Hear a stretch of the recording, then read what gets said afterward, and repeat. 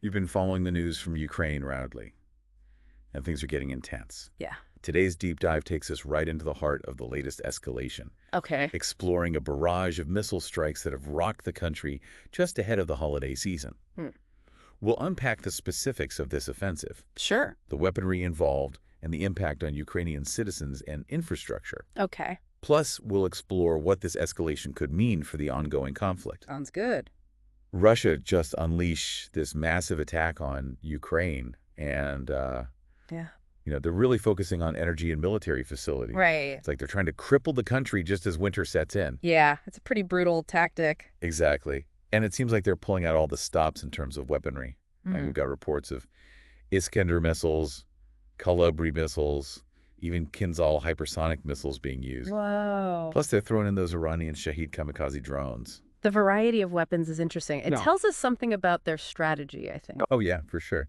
What do you think? Well, like those Iskander and Kalibr missiles, those are designed for shorter ranges. Right. Yeah. So it suggests they're being launched from either occupied Ukrainian territory or maybe from the Black Sea. Interesting. But then you've got the Kinzhals. Right. Those are hypersonic and way harder to intercept. Makes you wonder if they're trying to overwhelm whatever air defenses Ukraine has left. That's very possible. And what about those Iranian drones?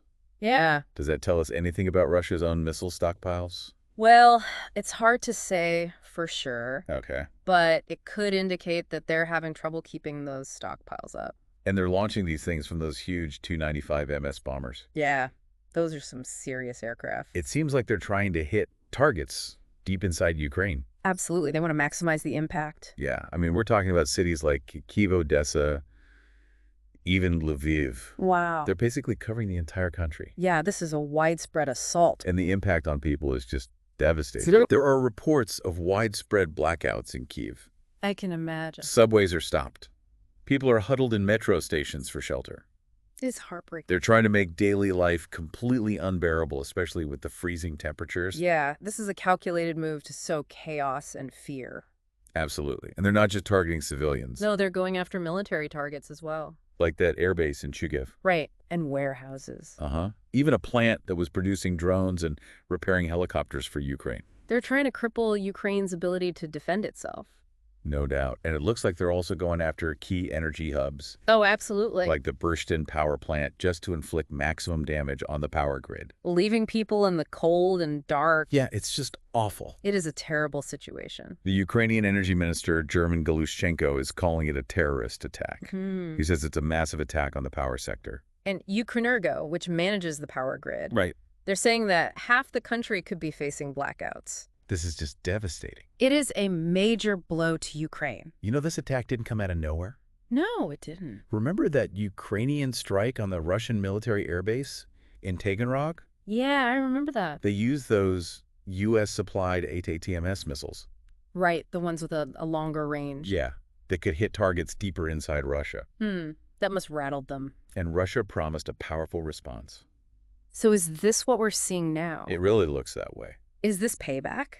It certainly seems like it. But the scale of this attack, Yeah. the deliberate targeting of civilian infrastructure, Yeah. I mean, it raises some serious questions about proportionality. I agree. It's a very concerning development. And the Kremlin spokesperson, Dmitry Peskov, basically admitted it. Oh, yeah. What did he say? He said a response will follow when and in the way that is deemed appropriate, but that it will definitely follow. That's pretty chilling. I know, right? It underscores a dangerous escalation in this conflict. Absolutely. Russia is signaling a willingness to inflict suffering on Ukrainian civilians. Yeah. No matter the consequences.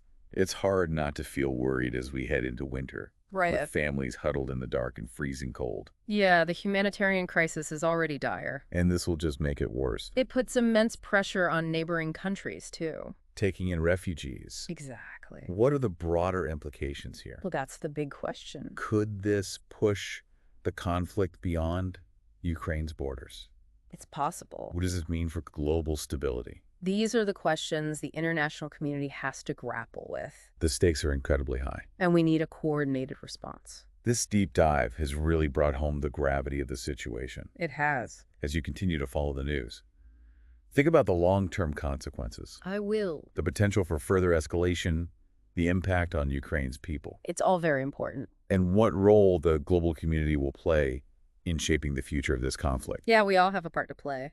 Thanks for joining us for this deep dive. Of course. My pleasure. It's been a sobering look at the situation in Ukraine. It has. We urge you to stay informed and consider ways you can help. Absolutely. The Ukrainian people need our support now more than ever.